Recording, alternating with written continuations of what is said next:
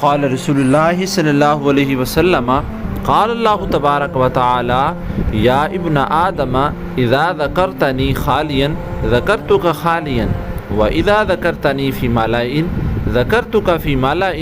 خیر من الذین تذکرنی فیہم۔ رسول اللہ صلی اللہ علیہ وسلم نے فرمایا، اللہ تعالیٰ فرماتا ہے، اے ابن آدم، جب تم تنہائی میں میرا ذکر کرتے ہو تو میں بھی اکیلے میں تمہارا ذکر کرتا ہوں، اور جب تم گروہ میں میرا ذکر کرتے ہو تو میں ان سے زیادہ بہتر گروہ میں تمہارا ذکر کرتا ہوں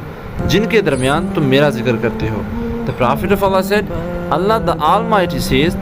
O son of Adam, when you remember me alone, I remember you alone, and when you remember me in a group, I remember you in a group better than those among whom you remember me.